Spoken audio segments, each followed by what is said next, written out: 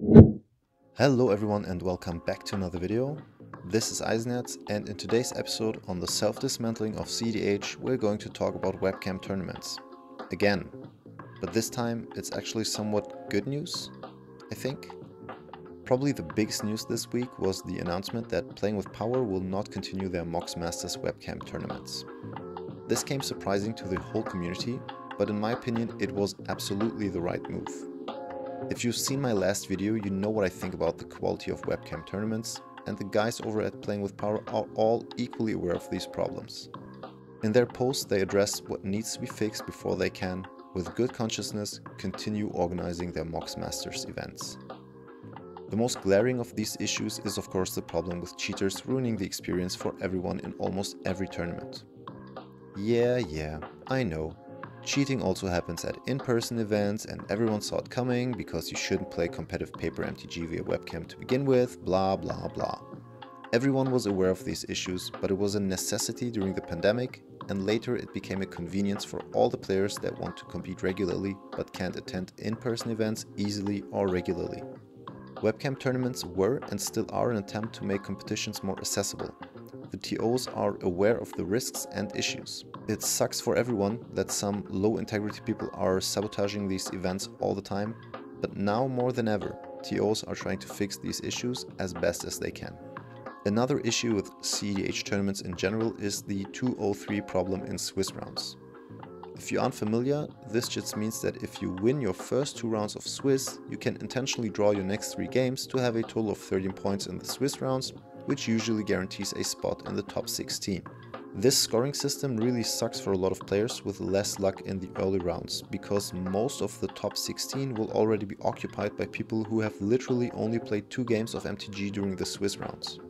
I'm guilty of doing this myself, but I'm also not a fan of the system. And I wish there was a way to score games that would incentivize players to actually play all or at least most of their games. Maybe some people more mathematically gifted than me can come up with a solution in the future, because this scoring system needs to be fixed. The next issue they mention with these webcam tournaments is the fact that they usually have to be held in one day. This leads to multiple issues. First and foremost, rounds have to be shorter, so now 75 minutes without extra turns is the standard. But in my opinion, this just leads to less decks being viable. Slower decks can be dealt with by playing down the clock, and that's just not helpful for a diverse meta. Additionally, the need to play tournaments in one day means that people from different time zones are often at a huge disadvantage because they need to play finals at ungodly times of the day. The best solution would be to spread tournaments out to 2 days, but that would also mean that people will have to invest 2 days of their weekend for this tournament, and staff would have to be paid for 2 days. I don't know how to fix this issue, but for me a monthly competitive league system is an alternative that I'm trying to get into. Another issue that Ryan mentioned that really stuck with me is the fact that there are some bad actors in the community that hurt these online tournaments. Now, I know I can be a bit harsh sometimes, like in my recent video about the lying incident, but for the most part I try to be objective and look at things from a more analytical and neutral point of view. However, some things just really rub me the wrong way, like antisocial behavior that's damaging the community, the integrity of tournaments, and the nature of this format. We've seen this with priority pressuring, gaslighting, cheating, blatant lying as the new baseline for politicking, people abusing their clout to pressure new players, and behind the scenes threats and more. We are a bunch of nerds. We play one of the nerdiest games ever. We play the nerdiest version of it, and we try to do it competitively, which it was never intended to be. In this circle of nerds, not everyone has the best social skills, not everyone has integrity, not everyone has self-awareness, not everyone knows sportsmanship. In this microcosmos, problems are unavoidable, but the problems get amplified many times over by not sitting face to face with each other. All of these factors together bring out the worst in some people. And ultimately, we need to find a way to create a more healthy and less toxic competitive environment where rules, decency, and sportsmanship are held up by everyone. Until then, I can only suggest playing with the people you know and actually want to interact with. The final issue that Ryan mentions is profitability.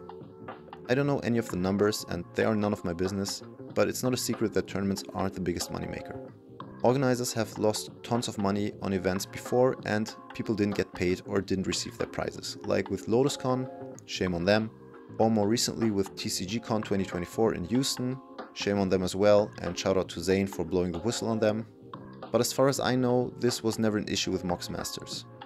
However, the quality of tournaments is tied to the monetary resources that can be invested, and those have to come from somewhere, usually entry fees. I assume that in order to make these tournaments profitable and accessible, the organizers need to cut costs on staff, which makes it harder for them to improve on the issues mentioned before. Imagine having to pay 3 to 4 additional judges, paying some of them for an extra day of work for a 2-day tournament, paying hosts for 2 days of commentary on the stream, etc. The cost of these improvements would have to be passed on to the players, which would drastically increase the entry fee and make tournaments less accessible. A real dilemma here, but we need to ask ourselves, what do we want? Quality or quantity? So those are the main issues Ryan mentioned in his announcement that made them discontinue Mox Masters for the time being.